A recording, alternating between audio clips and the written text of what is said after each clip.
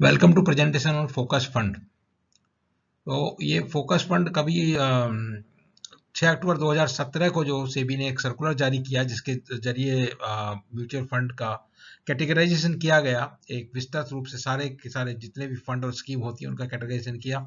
उसके बाद ये फोकस फंड जो है अस्तित्व में आए और उनका जो है परफॉर्मेंस जो है एक अच्छे और खराब सभी प्रकार के मार्केट में बेहतर परफॉर्मेंस इन्होंने दिखाया। उसी के लिए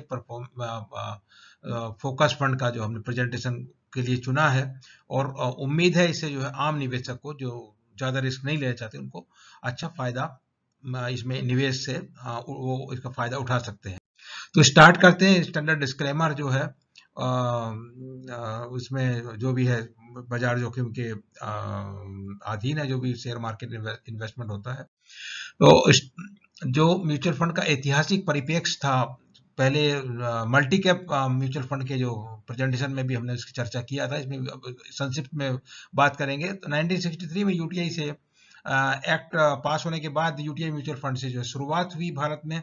और उसके बाद 87-93 के बीच में जो है इनका पब्लिक सेक्टर म्यूचुअल फंड आए, जिनमें एसबीआई जो सबसे पहले आया था, और can bank mutual fund, GIC mutual fund वगैरह भी आए थे।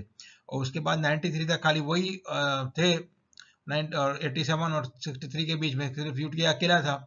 और 87 से 93 के बीच में म्यूचुअल फंड का जो है एयूएम 6,700 करोड़ से 47,000 करोड़ तक जो है बढ़ा। उसके बाद 93 में जो प्राइवेट सेक्टर को एंट्री दिया गया, पहला जो एंट्रेंट था उसमें वो था कोठारी पायनियर म्यूचुअल फंड, जिसका नाम अभी है फ्रैंकलिन टेम्पल्टन म्यूचुअल फंड। उसके बाद एक जो है बिरला, रिलायंस, एचडीएफसी, आईसीआईसीआई, ये सब म्यूचुअल फंड जो है आ गए। जब बाजार में बहुत सारे प्लेयर हो गए तो उसमें जो है तो नियम कानून की जरूरत पड़ी। और सेबी ने इसके लिए 1996 में म्यूचुअल फंड रेगुलेशंस बनाए, जिसी के तहत जो है सेबी अभी भी इनको कंट्रोल करता है। और ये बीच बीच में जो सर्कुलर जारी करता है, जैसा कि 2017 का सर्कुलर है, जिसके द्वारा जो है इनका म्यूचुअल फंड का कैटेगराइजेशन जो है किया गया और स्टैंडर्डाइजेशन किया गया। तो म्यूचुअल फंड असलियत में क्या होता है कि एक जो है इन्वेस्टर, जो आम निवेशक है या पब्लिक है, वो अपना पैसा एक किसी इक्विटी में इन्वेस्ट करना चाहता है या डेट में इन्वेस्ट करना चाहता है, तो वो इकट्ठा करके वो पूल करते, ये फंड जो है उसको पैसे को पूल करता है, इकट्ठा करता है और फंड मैनेजर के पास देता है। फंड मैनेजर उसको इन्वेस्ट करता है सिक्योरिटीज में, और सिक्योरिटीज जो है से जो रिटर्न पैदा होता है वो वापस इन्वेस्टर को मिल जाता है। और जो फंड मैनेजर और सभी जो इसमें एजेंट प्रोसेस में इन्वॉल्व है, वो सब अपना अपना फीस चार्ज करते हैं। ये पूरा प्रोसेस है म्यूचुअल फंड का। और इसमें क्यों है, किस लिए म्यूचुअल फंड है? क्योंकि एक आम निवेशक को जो प्रोफेशनल मैनेजमेंट की जरूरत होती है मार्केट में निवेश करने के, मार्केट बहुत कॉम्प्लेक्स होता है, बहुत सारे कानून हैं, बहुत सारे रेगुलेशंस हैं। तो उसके लिए प्रोफेशनल को हायर करने की जो इंडिविजुअल में, जिसमें 10-20 हज़ार रुपये, 50,000, 25,000 रुपये इसको लगाना है, वो होगा नहीं। क्योंकि पीएमएस स्कीम, इसका दूसरा जो काउंटर पार्ट होता है पीएमएस होता है, वो पीएमएस में 25 लाख 50 लाख ऐसा मिनिमम इन्वेस्टमेंट रिक्वायरमेंट होता है। और यहाँ पे तो 100 रुपये, 500 रुपये, 1,000 रुपये से आप एसआईपी शुरू कर सकते हैं। और लमसम लगाना तो कुछ में 5,000 लिमिट है, कुछ में 2,000 लिमिट है। इस तरह से इन्वेस्टमेंट से छोटी सी रकम से शुरू कर सकते हैं और बाजार में जो भी अप्रिसिएशन मिलता है उसका फायदा उठा सकते हैं। दूसरा, डाइवर्सिफिकेशन मिलता है। आप इंडिविजुअल के पास रिसोर्स लिमिटेड रहते हैं, तो वो उतना पैसा उतना ज़्यादा नहीं होता, तो एक दो कंपनी के शेयर ज़्यादा से ज़्यादा खरीदेंगे और डाइवर्सिफिकेशन का फायदा उसको मिलेगा नहीं। ये फायदा म्यूचुअल फंड पहुंचाते हैं। लिक्विडिटी कन्वीनियंस पहुंचाते हैं। जो शेयर मार्केट में बहुत बार देखा होगा कि जो मार्केट में सर्किट लगता है, कभी अपर सर्किट लोअर सर्किट लगता है, इससे लिक्विडिटी की परेशानी होती है। और कन्वीनियंस जो है, अभी जो कि पूरी प्रोसेस ऑनलाइन हो गई है, इसके लिए म्यूचुअल फंड से पूरा कन्वीनियंस मिलता है। कोई फॉर्म भरने की जरूरत नहीं है, सब अपना घर में बैठ के पूरा काम जो है ऑनलाइन कर सकते हैं। उसके अलावा सबसे बड़ा जो फायदा है वो टैक्स इफिशिएंसी का है। इवन आफ्टर जो लॉन्ग टर्म कैपिटल गेन्स और डिविडेंड के ऊपर टैक्स लगने के बावजूद भी जो है म्यूचुअल फंड जो टैक्स इफिशिएंट है। उसका एग्जांपल के साथ हम बताते हैं कि अगर आपने कोई शेयर खरीदा और आपको उम्मीद था जितना उसका टारगेट था, जो टारगेट के हिसाब से वो बढ़ गया और आप बेचना चाहते हैं, द मोमेंट आप बेचते के साथ साथ ही आपका टैक्स लायबिलिटी जो है पैदा हो जाता है। म्यूचुअल फंड में ऐसा नहीं है। फंड मैनेजर शेयर खरीदता है और वो जब उसको टारगेट मिल जाता है वो बेच देता है। और फंड मैनेजर क्योंकि ट्रस्ट है, उसके ऊपर लायबिलिटी नहीं है, वो क्योंकि इन्वेस्टर का पैसा मैनेज कर रहा है। और आपको लंबे समय के लिए निवेश किया, 5 साल 10 साल के लिए, तो जब भी आप बेचेंगे तभी आपका टैक्स लायबिलिटी आएगा। बीच में फंड मैनेजर ने क्या बेचा खरीदा, उससे आपको ना कुछ लेना है, ना कुछ देना है, ना कुछ उसके टैक्स लायबिलिटी है। तो इस हिसाब से म्यूचुअल फंड जो टैक्स इफिशिएंट, इसके अलावा इसमें कैटेगरी जो ELSS फंड है उसमें ये टैक्स इफिशिएंसी के अलावा आपको जो है 80C में टैक्स बेनिफिट भी मिलता है। जितना भी इन्वेस्टमेंट करेंगे 1,50,000 तक उस पर आपको रिबेट मिलेगा। तो ये जो है तेज रफ्तार से बढ़ रहे हैं और अभी जो है कहाँ से कहाँ हम जो है 25 करोड़ से लगा के जो 25-28 लाख करोड़ तक पहुंच गए, जो जर्नी म्यूचुअल फंड की 1963 में एक छोटी मतलब एक स्टेप पहले कदम से शुरुआत हुई थी, अब वो जो है मतलब करीब 1 लाख गुना बढ़ चुका है। तो ये अभी फंड हाउस हैं कितने, वो भी फंड का भी ऐसे एक फंड से शुरुआत हुई थी यूटीआई म्यूचुअल फंड से, और अभी आज की तारीख में 45 म्यूचुअल फंड हैं, जिनमें से जो बड़े फंड हैं उनमें 3 लाख करोड़ से ज्यादा वो मैनेज करते हैं। तो बहुत सारे फंड आ जाने की वजह से जो अनरेगुलेटेड ग्रोथ हुआ, बहुत सारी स्कीम हो गई और एक ही नाम की बहुत सारी स्कीम हो गई, उस सबको जो स्थिति है जुलाई 2017 की ये फिगर्स में दिखाया गया है, उसको कंट्रोल करने के लिए सेबी ने क्या किया कि एक अभी अक्टूबर 2017 में सर्कुलर निकाल के इनको कैटेगराइजेशन किया, स्टैंडर्डाइजेशन किया, जिसके हिसाब से जो है अभी बाकी सारी स्कीमों को जो है उस कैटेगराइजेशन के हिसाब से अभी फंड हाउस को मैनेज करना होता है। अभी ये 6 अक्टूबर को था, नंबर ये दिया हुआ है, और इस सर्कुलर के हिसाब से सारे जो म्यूचुअल फंड स्कीम था उनको 5 कैटेगरी में डिवाइड किया गया। पहला कैटेगरी इक्विटी स्कीम है, उसमें फिर सब कैटेगरी है 10, डेट में 16 कैटेगरी है, हाइब्रिड में 6 कैटेगरी है, सोल्यूशन ओरिएंटेड में 2 कैटेगरी है जो रिटायरमेंट फंड और चिल्ड्रंस फंड, और उसके अलावा अदर्स स्कीम है जिसमें बाकी सब आते हैं।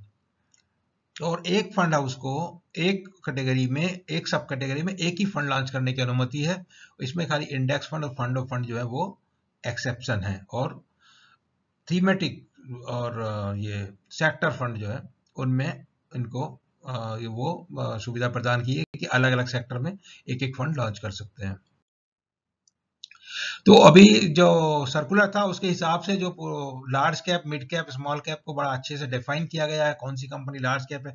पहले अलग अलग लोगों का अलग अलग मत होता था, अलग मैनेजर, फंड मैनेजर अपने हिसाब से काम करते थे।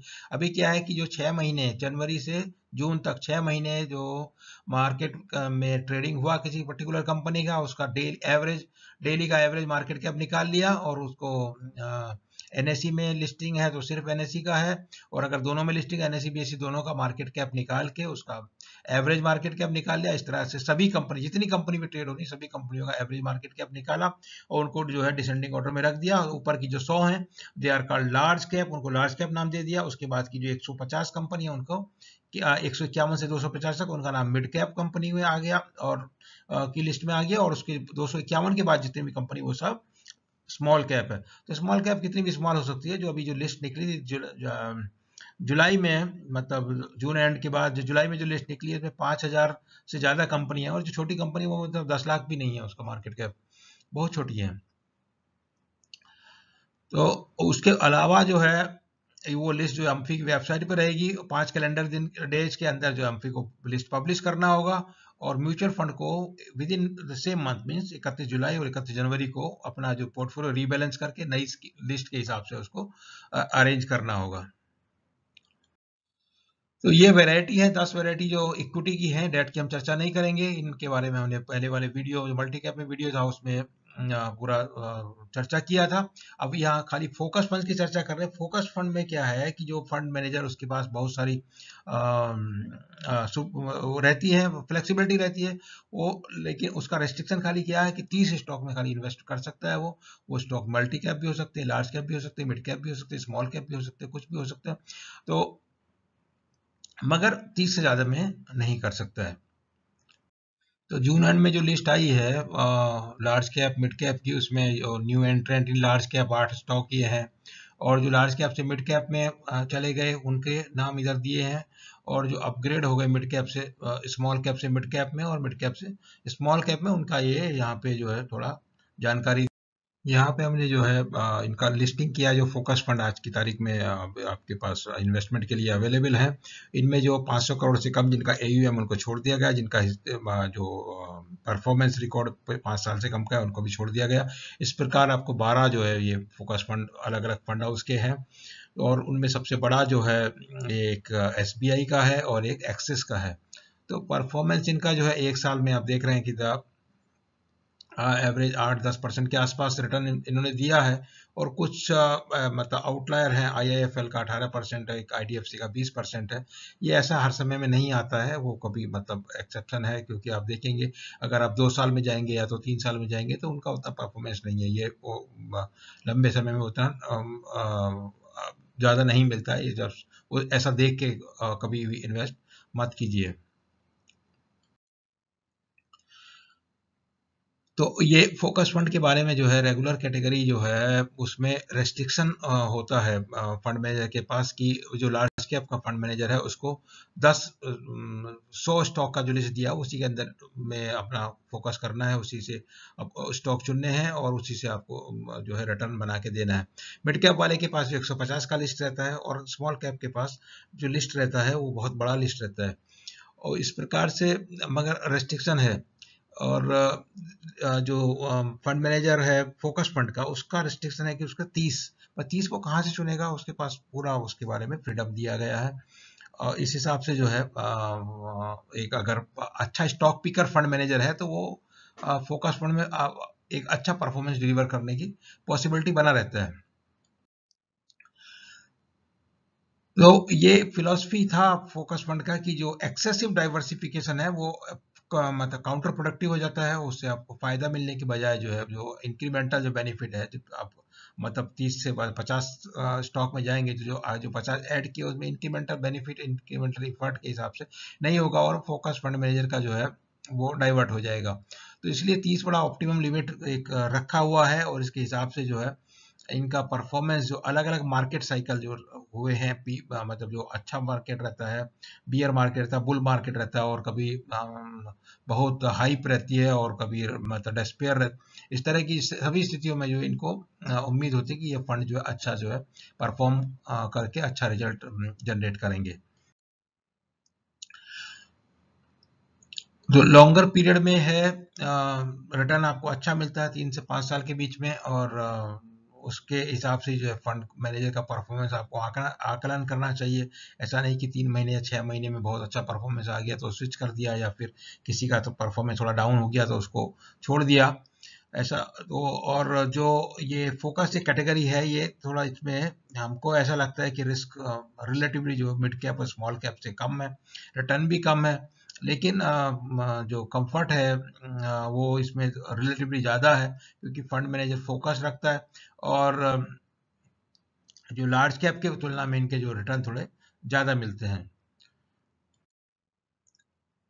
तो ये जानकारी जो अभी हमने आपसे के साथ शेयर किया, इसमें यही निकल के आया कि जो डाइवर्सिफिकेशन आपको म्यूचुअल फंड के द्वारा मिलता है, तो फिर एक बार तो म्यूचुअल फंड में आप इन्वेस्टमेंट किया, डाइवर्सिफिकेशन मिला, फिर विद इन म्यूचुअल फंड जो डाइवर्सिफिकेशन मिलता है कि आपको इतना सारा वैरायटी का स्कीम है उनके बीच में मिलता है, उनमें से फिर आपको चुनाव करना है। तो चुनाव करने के लिए कोई एडवाइजर वगैरह की सहायता लें तो ज़्यादा अच्छा है।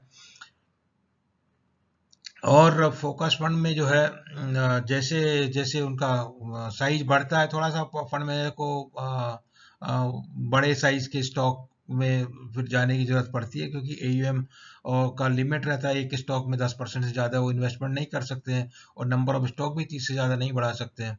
तो वो थोड़ा सा लिमिटेशन इसका है, अदरवाइज जो है बहुत अच्छे इनका परफॉर्मेंस अच्छे बाजार में और खराब बाजार में, जो मतलब 2018 के बाद जो बाजार खराब हुई थी, जैसे स्मॉल कैप थे वो 2017 में बहुत अच्छा परफॉर्म किए, और उसके बाद जो उनकी परफॉर्मेंस खराब हो गई। लेकिन जो फोकस फंड थे उनका परफॉर्मेंस जो है कुछ कुछ फंड हाउस का बहुत अच्छा, जो ये पूरे जो पीरियड था वोलेटिलिटी वाला खराब वाला पीरियड था, इसमें अच्छा परफॉर्मेंस इन्होंने डिलीवर किया।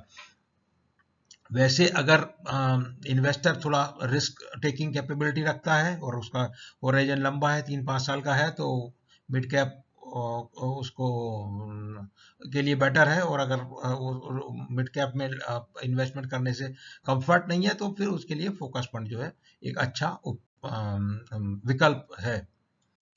तो ये सब इसमें जानकारी दिया आपको फोकस फंड का। उम्मीद है आपको जो है अच्छा लगा होगा, और आपको कुछ भी क्वेरी है, कुछ जानकारी चाहिए या कुछ भी परेशानी है म्यूचुअल फंड में निवेश से संबंधित, वो आप आपको हमको कमेंट बॉक्स में लिख के दीजिए, और हम उसका जो है कोशिश करेंगे आपका समस्या का समाधान करने का। और आपको इन्वेस्टमेंट रिलेटेड कुछ सपोर्ट चाहिए तो हमारी जो सहयोगी कंपनी है वो हम फिर रजिस्टर्ड म्यूचुअल फंड एडवाइजर हैं, उनको डिस्ट्रीब्यूशन रिलेटेड और जो भी फंड हाउस से, रजिस्ट्रार से, जहाँ से किस तरह से कहीं भी कोई मामला कोई अटका हुआ है कुछ है, उस तरह की आपको कोई किसी भी प्रकार की अगर आवश्यकता है तो वो जरूर मिलेगी। कमेंट बॉक्स में आप लिखिए और हम आपको जो है 100% गारंटी है कि हम आपको जो है समस्या कोई होगी तो उसका सुझाव निकाल फंड हाउस से कराएंगे। Thank you very much.